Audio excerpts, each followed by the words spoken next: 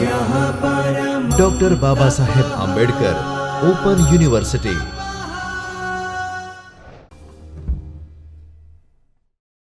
સૌને નમસ્કાર. હું doctor Vipin Makwana, doctor Baba Saheb Ambedkar open યુનિવર્સિટીના ચૈતન્ય સ્ટુડિયોમાં ફરીથી આપ સૌને આવકારું છું, સ્વાગત કરું છું. મિત્રો, આજે માનવ વૃદ્ધિ અને વિકાસ પેપર નંબર 102માં આપણે બ્લોક 2માં વિવિધ પ્રકારની માનસિક પ્રક્રિયાઓ વિશે ચર્ચા કરવાના છે.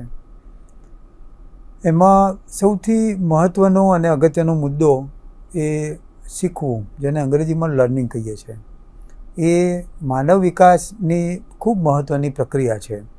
એટલે આજે આપણે શીખવું એટલે શું, શીખવા માટેની એટલે અલગ અલગ પ્રકારની કઈ કઈ લાક્ષણિકતાઓ હોય છે અને આપણે કેવી રીતે શીખીએ છીએ એ મુદ્દા ઉપર વાત કરવાના છીએ. તો માનવ વૃદ્ધિ અને વિકાસની પ્રક્રિયામાં આ ત્રણ બાબતો, લર્નિંગ માટેનો મુદ્દો એ ખૂબ મહત્ત્વનો અને અગત્યનો છે. એક સમાજકાર્યના વિદ્યાર્થી તરીકે માનવ વિકાસ અને વૃદ્ધિની પ્રક્રિયાને આપણે ખૂબ બારીકાઈથી એ અભ્યાસ કરવાનો છે. આ અભ્યાસ કરવા પાછળનું મુખ્ય કારણ એ છે કે માનવ વિકાસ અને વૃદ્ધિ સંબંધી જે કંઈ કમ્યુનિટી લેવલના પ્રશ્નો છે, જ્યારે આપણે ફિલ્ડવર્કમાં જઈએ છીએ, લોકોને મળીએ છીએ, એમની સાથે વાતચીત કરીએ છીએ, એ વખતે સૌથી અગત્યનો મુદ્દો એ શીખવા માટેનો હોય છે. એટલે આ શીખવાની પ્રક્રિયા થકી એ આપણે શું કરી શકીએ છીએ એના વિશેની એક પાકી સમજણ એક સમાજ કાર્યક્રમમાં જો હોય તો આપણે આ બધી બાબતોને ખૂબ સારી રીતે સમજાવી શકીએ છીએ.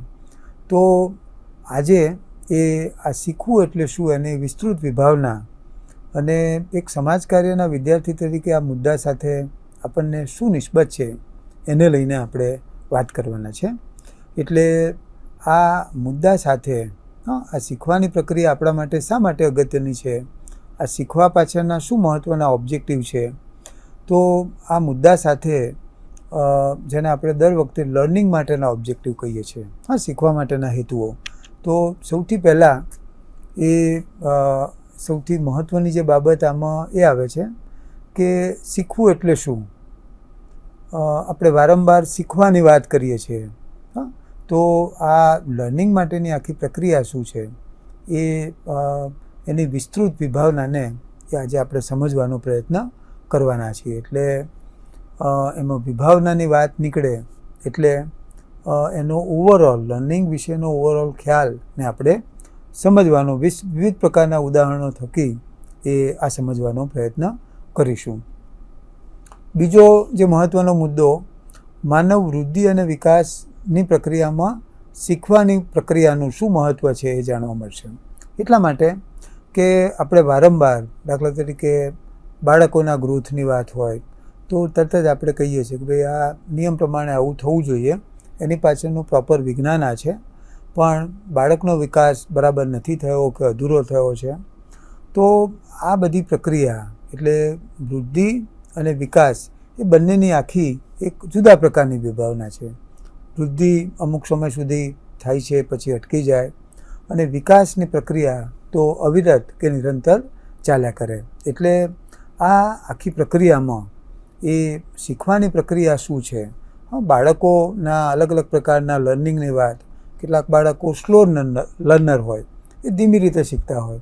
તો આ આખી બધી બાબતો એક સમાજ કાર્યના વિદ્યાર્થી તરીકે આ સાયકોલોજીના વિવિધ પ્રકારના મુદ્દાઓ સાથે આપણને સીધો સંબંધ છે. એટલે મિત્રો, આ દૃષ્ટિએ આ શીખવાની પ્રક્રિયાનું મહત્ત્વ શું છે એ જાણવા મળશે. શીખવાની ક્રિયાની લાક્ષણિકતાઓ શું છે તે જાણવા મળશે. દાખલા તરીકે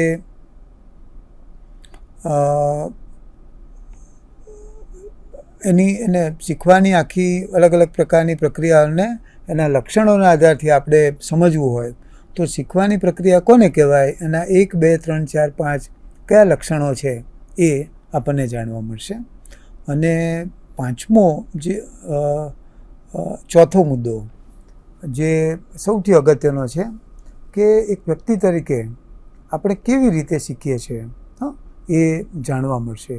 કારણ કે વિકાસની પ્રક્રિયામાં આ લર્નિંગનો મુદ્દો જે ખરો, કોઈ પણ માણસ એ કઈ રીતે શીખે છે અને આ શીખવાની પ્રક્રિયામાં બાધારૂપ કઈ કઈ બાબતો છે, એ આ બધી જ બાબતોનો ઓવરઓલ અભ્યાસ એ આજના આ લેક્ચરમાં આપણે કરવાના છે. એટલે બરાબર આ અગાઉના લેક્ચરોમાં તમે આના વિશેની કેટલીક બાબતો શીખ્યા હશો. હવે આ બ્લોક નંબર 2માં જે છે એ વિવિધ પ્રકારની માનસિક પ્રક્રિયાઓમાં આ લર્નિંગ શીખવાની પ્રક્રિયા એ ખૂબ મહત્ત્વની છે. અને એ દૃષ્ટિએ આ 4 શીખવાના હેતુ અને કેન્દ્ર સ્થાને રાખી અને પછીથી આપણે આ બધી જ બાબતોને સમજવાનો પ્રયત્ન કરવાના છે. એટલે આ લેક્ચરના અંતે મૂળભૂત વાત જે છે એ શીખવાની વિભાવના અને એની સાથે સંકળેલી બીજી 3 મહત્ત્વની બાબતો એના વિશેની તમને જાણકારી મળે છે કે કેમ, એ બહુ સભાનપણે આજની આ વાત સાંભળી અને પછી જે છે એ તમે આ બધી બાબતોને વિગતવાર સમજવાનો પ્રયત્ન કરજો. તો મેં હમણાં જ તમને વાત કરી એ પ્રમાણે મિત્રો, આ શીખવું એટલે શું? તો માનવ વર્તન અને વિકાસની પ્રક્રિયામાં આ શીખવું એ ખૂબ ચાવીરૂપ પ્રક્રિયા છે અને તે આપણા વર્તનમાં જોવા મળતા પરિવર્તનોનું સૂચન છે. એટલે કોઈપણ માણસ એ એના વર્તનમાં આ જે પરિવર્તન જોવા મળે તો એના આધારથી આપણે કહીએ છીએ કે આ માણસ જે છે એ કંઈક શીખ્યો અથવા એનું લર્નિંગ થયું. એટલે આ શીખવાની પ્રક્રિયા એ માનવ વર્તનમાં ખૂબ ચાવીરૂપ અથવા મહત્ત્વની પ્રક્રિયા છે એવું આપણે કહી શકીએ. હવે શીખવું કોને કહેવાય એ આ તબક્કે એના વિશેની એક વૈજ્ઞાનિક સમજણ પણ આપણે મેળવવી જોઈએ. તો C.T. મોર્ગન નામના એક મનોવૈજ્ઞાનિક કે જેણે આ મુદ્દા ઉપર ખૂબ ઊંડાણપૂર્વક અભ્યાસ કરેલો છે, એવા C.T. મોર્ગનના મત મુજબ શિક્ષણ એટલે પૂર્વ અનુભવ કે મહાવરાના પરિણામે માનવી અને પ્રાણીના વર્તનમાં વધતા ઓછા પ્રમાણમાં થતો સ્થાયી ફેરફાર. હવે આ જે કંઈ અલગ અલગ પ્રકારના ફેરફાર થાય છે એ ફેરફારની પ્રક્રિયા એ માનવ વર્તનમાં ખૂબ મહત્ત્વની અથવા હમણાં જ જે વાત કરી એ પ્રમાણે ખૂબ ચાવીરૂપ ભૂમિકા એ આ શીખવા માટેની છે.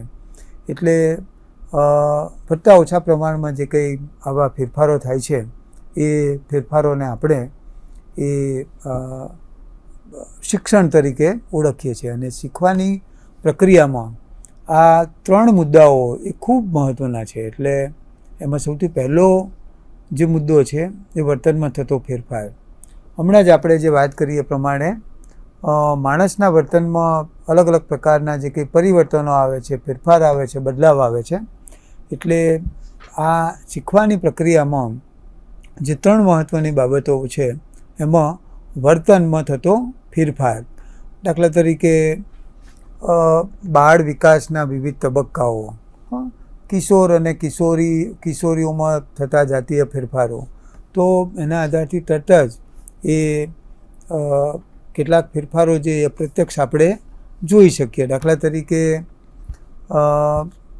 છોકરીઓમાં, કિશોરીઓમાં તો સામાન્ય રીતે 12-13 વર્ષની ઉંમરમાં માસિકમાં બેસવાની પ્રક્રિયા, આખો મેન્સ્યુલેશન પીરિયડ ચાલુ થાય અને એ રીતે ધીરે ધીરે શરીરના કેટલાક અંગોમાં વિકસવાની શરૂઆત થાય. એ જ પ્રકારે કિશોરોમાં પણ એ કેટલાક ફેરફારો થાય.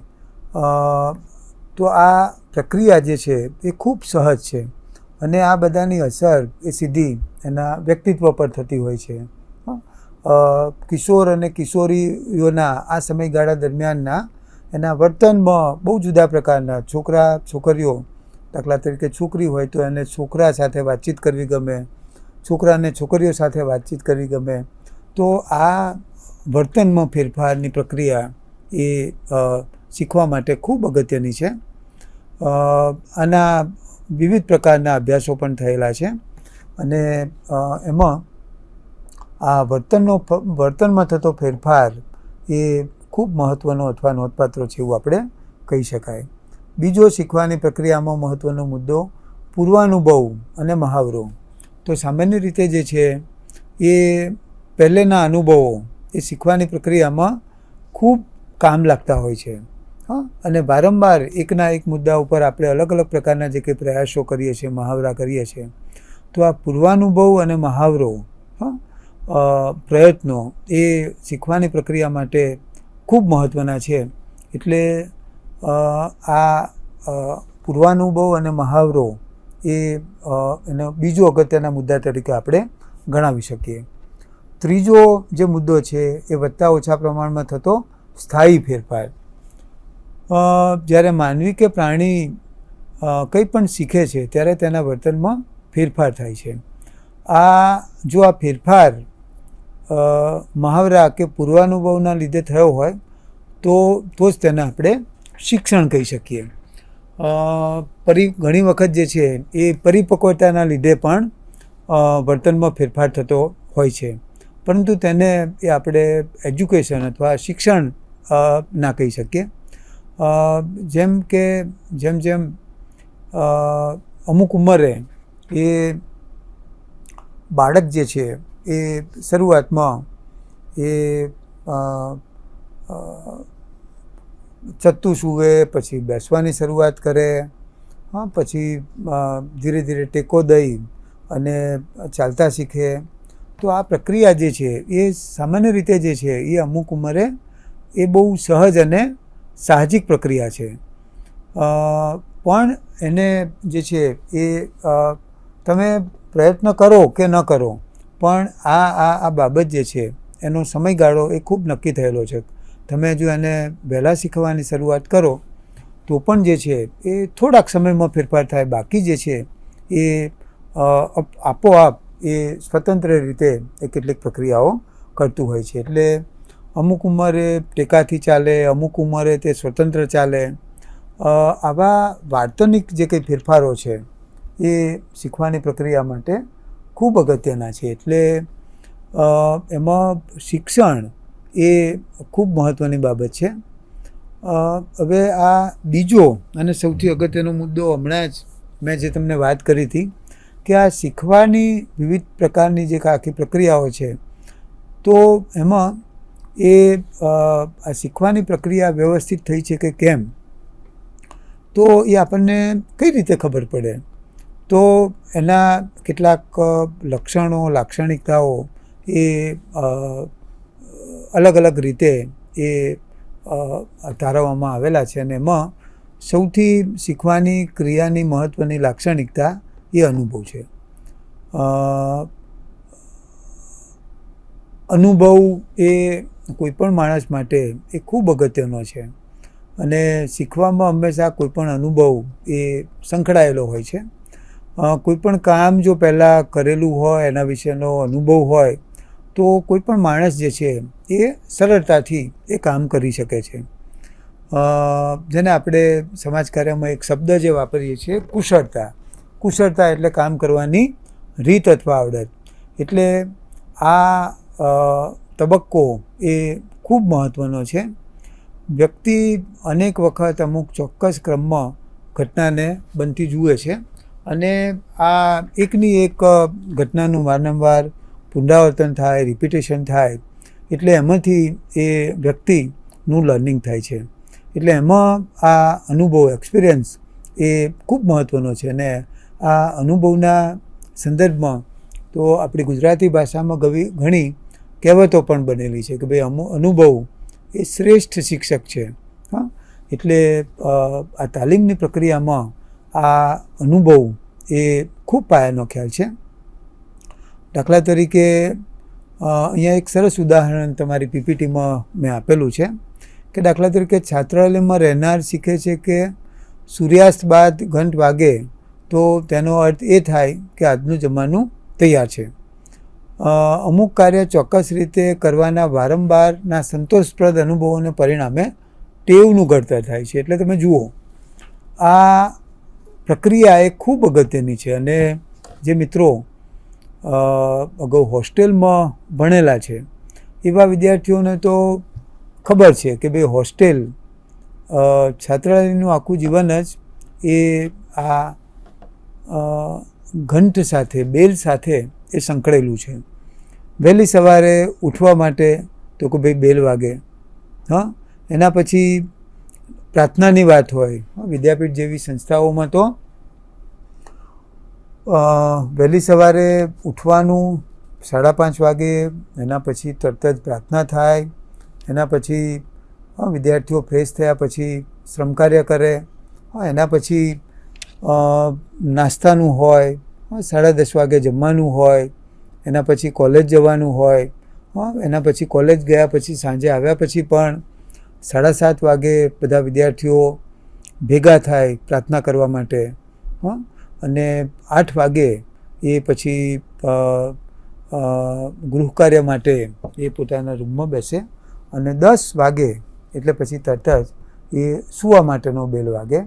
તો બેલથી, ઘંટથી સવારે ઉઠવાની શરૂઆત થાય અને સાંજે સૂવાની શરૂઆત પણ ઘંટથી થાય. એટલે તમે જુઓ, આ બેલનું એ હોસ્ટેલ લાઈફમાં એક આગવું મહત્ત્વ છે. અને અલગ અલગ પ્રકારના જે બેલ વાગે છે તો એની પાછળના ચોક્કસ મેસેજ હોય છે. એટલે જમવાનો બેલ, પ્રાર્થનાનો બેલ, કોઈ કારણસર ભેગા થવાનો બેલ હોય. તો દાખલા તરીકે લાંબો બેલ વાગે એનો મતલબ એ કે સંમેલન માટે એ મળવાનું હોય. તો આવા જેને આપણે કમ્યુનિકેશન કહીએ છીએ. એટલે આદિવાસી વિસ્તારોમાં તો તમે જુઓ કે બધા છૂટાછવાયા ઘર હોય, કોઈ પણ પ્રકારની મુશ્કેલી હોય અને રાત્રે કંઈ ભેગા થવાનું હોય તો એ વખતે ઢોલના અલગ અલગ પ્રકારના અવાજ પરથી ખ્યાલ આવે કે ભાઈ કઈ દિશામાં આ ઢોલ વાગી રહ્યું છે અને શેના માટે વાગી રહ્યું છે. તો આ એક ચોક્કસ પ્રકારનું કમ્યુનિકેશન એ થાય છે. અને એમાં એ વ્યક્તિ ધીરે ધીરે એ આખા માહોલમાં સેટ થઈ જાય એ પછી તરત જ જે છે એને ખ્યાલ આવી જાય છે કે બેઝિકલી આ જે ઘટના ઘટી છે અથવા અમુક પ્રકારના અવાજ છે કે અમુક પ્રકારના બેલ છે તો એ કયા પ્રકારના કામ માટે અંગુલી નિર્દેશ કરે છે. તો એના વિશે આપણને ખ્યાલ આવી શકે. બીજું એક સરસ મજાનું ઉદાહરણ, એ દાખલા તરીકે બાળક દિવાસળીની પેટી ઉપર સળી ઘસે અને ક્યારેક જે છે એ ઘર્ષણ કરતાં તણખો જરે અથવા દિવાસળી લાગે અને એનાથી બાળક ક્યારેક જો દાઝી જાય તો એમાંથી એનું એક લર્નિંગ એ થાય છે કે એ પછી એ દિવાસળીના ખોખાને અડકતા એ ખાસું બીશે. આમાંથી લર્નિંગ એનું એ થયું કે ભાઈ દિવાસળીને આ રીતે એની સાથે ઘર્ષણ કરવાથી આગ લાગે છે અને આગ જો શરીર સાથે અડી જાય તો એનાથી દાઝી જવાય છે. આ શીખવાની પ્રક્રિયા માટે આ ખૂબ અગત્યનું છે. તમારા ઘરમાં, એટલે તમારા મારા દરેકના ઘરમાં જો નાનું બાળક હોય તો બાળક જે છે હંમેશા પ્રકાશ તરફ વધુ આકર્ષાય. ઘરમાં કોઈ એવી પ્રકાશિત વસ્તુ હોય, દાખલા તરીકે દીવો, ઘણા ઘરમાં દીવો થતો હોય તો સામાન્ય રીતે બાળક દીવાનો પ્રકાશ જોઈને એ દીવા તરફ આકર્ષાય. ક્યારેક જે છે એની મા અથવા ઘરના કોઈ પણ વડીલ બાળકને નીચે આમ મૂકેલું હોય તો એ વારંવાર એ પ્રકાશ તરફ નજર કરે. જો ચાલી શકતું હોય તો પ્રકાશ એટલે એ દીવા તરફ જવાનો પ્રયત્ન કરે. હવે ક્યારેક જે છે એ ભૂલથી જો એ દીવાને અડી જાય અને એ જો દાઝે તો તરત જ એને ખ્યાલ આવી જાય કે આનાથી દઝાવાય છે, પીડા થાય છે.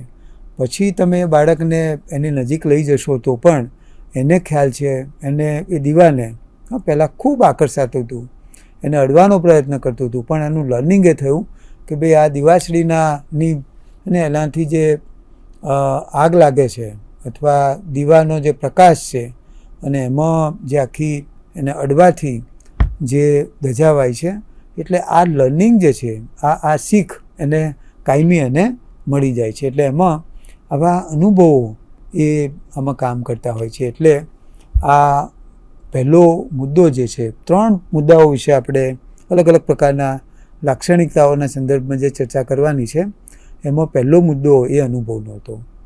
બીજો એ શીખવાની પ્રક્રિયાનું મહત્ત્વનું લક્ષણ એ સાપેક્ષ કાયમી ફેરફાર.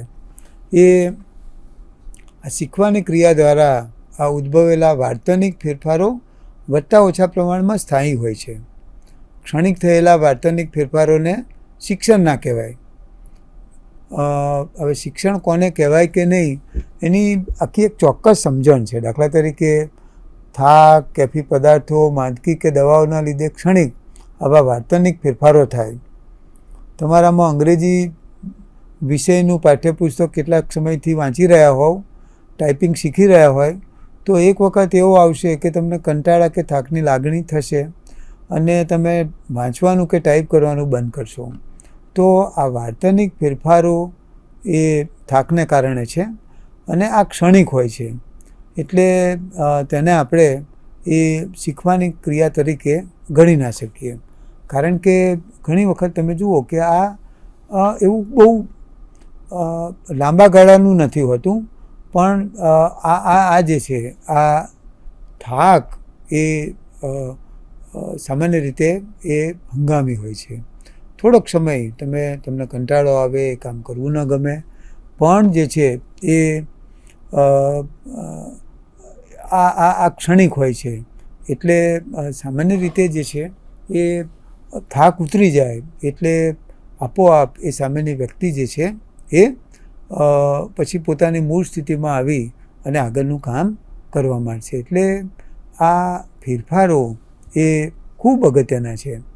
એટલે ક્ષણિક થયેલા વર્તનિક ફેરફારોને આપણે શિક્ષણ તરીકે ન ઓળખી શકીએ. એટલે આવું ઘણી બધી 2-3 જે તમને ઉદાહરણો આપેલા છે, એ બધા ઉદાહરણો અને વ્યવહારિક જીવનમાં પણ આપણને એવા ઘણા બધા ઉદાહરણો મળશે કે જેમાં આ પ્રકારના ફેરફારોને આપણે જોઈ શકીએ છીએ. એટલે આ શીખવાની પ્રક્રિયા માટે આ ખૂબ અગત્યની અથવા મહત્ત્વની બાબત છે એવું આપણે કહી શકીએ.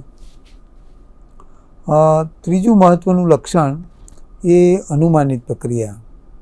તો આ શીખવું એ એક અનુમાનિત પ્રક્રિયા છે જે નેતૃત્વથી જુદું પડે છે. દાખલા તરીકે એક સરસ ઉદાહરણ મેં તમારી સમક્ષ મૂકેલું છે. હું એ જ ઉદાહરણના આધારથી આગળ કેટલીક વાત મારે તમારી સમક્ષ મૂકવાની છે.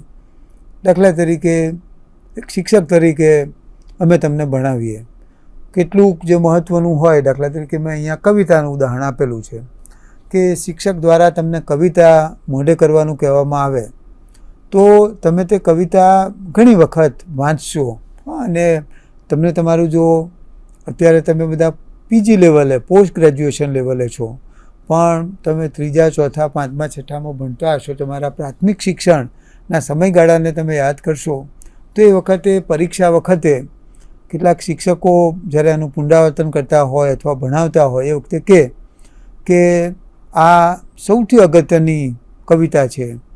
એકાદ કવિતા એ પરીક્ષામાં પણ પૂછાય છે એટલે એને તમે મોઢે કરજો. તો આ મોઢે કરવાનું કહેવામાં આવે તો એ કવિતા વારંવાર વાંચીએ તો એના પછી તમને એ કવિતા એ કોઈ મોઢે બોલવાનું કહે તો એ જે છે તમે આરામથી બોલી શકો છો. તો આ જે છે એ કવિતા મોઢે બોલી ગયા એ સામાન્ય રીતે શિક્ષકે સોંપ્યું અને આપણે વિદ્યાર્થી તરીકે કર્યું તો આ જે છે એ એક આપણું કર્તવ્ય છે અથવા ફરજ છે. આ કર્તવ્યના આધારે એ અનુમાનિત કરી શકાય કે એનાથી કયા પ્રકારની સ્થિતિનું નિર્માણ થાય છે. એટલે સામાન્ય રીતે જે છે આ પ્રક્રિયા એ વિકાસની પ્રક્રિયા માટે એ ખૂબ મહત્ત્વની બાબત છે એવું આપણે કહી શકીએ. અને આ પ્રક્રિયા જે છે એ ખૂબ સહજ અથવા સાહજિક રીતે થતી હોય છે. એટલે આ અનુભવ, સાપેક્ષ કાયમી ફેરફાર અને ત્રીજું જે મહત્ત્વનું લક્ષણ એ આ અનુમાનિત પ્રક્રિયાનું હતું.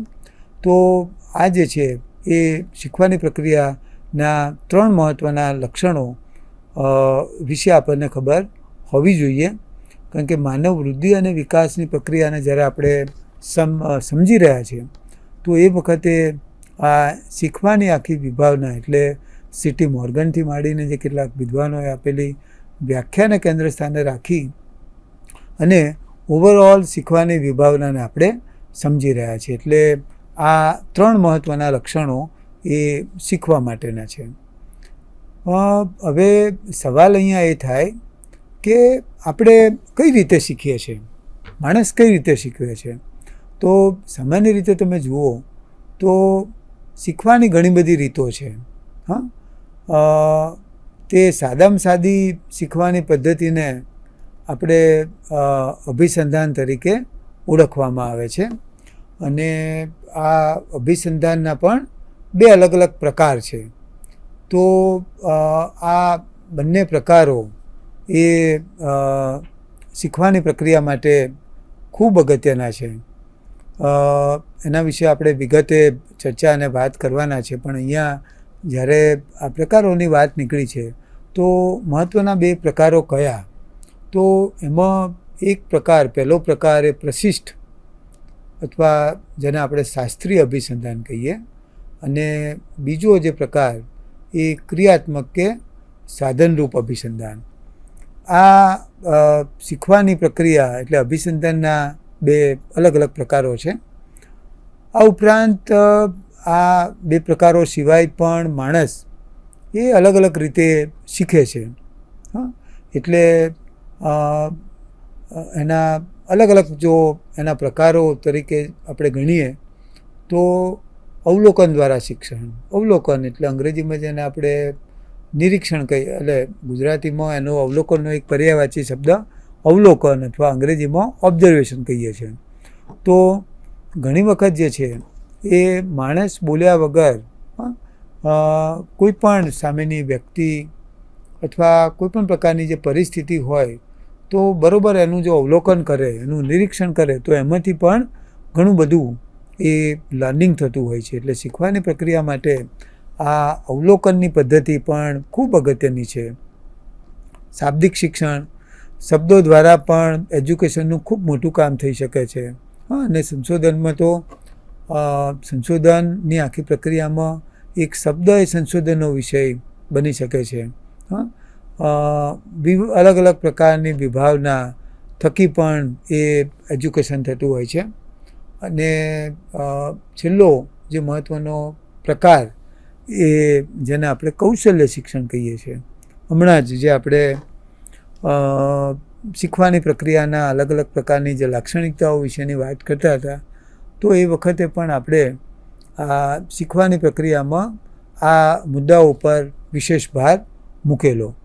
તો એમાં સૌથી અગત્યની જે બાબત છે એ વિવિધ પ્રકારની જે બાબતો અથવા આવડતોનું શિક્ષણ એ માણસનું ક્યાંથી થાય છે. તો એમાં અગત્યની જે બાબત, અને જેમાં કોઈ પણ વિષયમાં, સાયકોલોજીમાં તો આપણે સૌથી વધુ ભાર આપીએ છીએ, પણ વિવિધ પ્રકારના સામાજિક વિજ્ઞાનોમાં પણ આ કૌશલ્ય, જેને આપણે કુશળતા અંગ્રેજીમાં સ્કિલ તરીકે પણ ઓળખીએ છીએ, અને સમાજ કાર્યમાં આ કુશળતા, આ કૌશલ્ય, કોઈપણ વ્યક્તિની કુશળતા વિકસાવવા ઉપર આપણે સૌથી વધુ ભાર મૂકીએ છીએ. એટલે આ કૌશલ્ય શિક્ષણ એ શીખવાની પ્રક્રિયાનો ખૂબ મહત્ત્વનો ભાગ છે. એટલે કોઈ પણ વ્યક્તિ કે જો કામને શીખવે, એક વખત હમણાં અનુભવમાં પણ આપણે એ જ વાત કરી કે કોઈ પણ કામનો થોડોક પણ જો અનુભવ હોય તો તરત જ જે છે એ કામને આપણે ખૂબ સહજતાથી કરી શકીએ છીએ. કારણ કે અનુભવથી એ માણસમાં એક આત્મવિશ્વાસનો સંચાર થાય છે.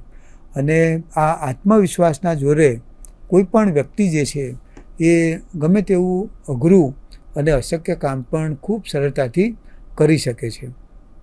એટલે આ કામ જે છે એ જેટલું સહજતાથી થાય એટલું વધારે સારું. એટલે આ આપણે બાળકોના વિકાસની વાત હોય, મહિલાઓના વિકાસની વાત હોય, યુવાનોના વિકાસની વાત હોય, કિશોર કિશોરીઓના વિકાસની વાત હોય, તો આ બધી જ પ્રક્રિયામાં જેને આપણે શીખવાની પ્રક્રિયા તરીકે ઓળખીએ છીએ, એમાં આ કૌશલ્ય શિક્ષણ ઉપર એ સૌથી વધુ ભાર મૂકવામાં આવે છે. એટલે આ બાબતો એ માનવ વિકાસ અને ઓવરઓલ સમાજ કાર્યમાં પણ આ બાબતો ખૂબ અગત્યની છે. કારણ કે આના વગર જે છે એ કોઈ પણ વ્યક્તિ હોય, સંસ્થા હોય, એવી કોઈ જગ્યા હોય, તો એમાં એ વિદ્યાર્થી સ્તરેથી લઈ વિવિધ સ્તરે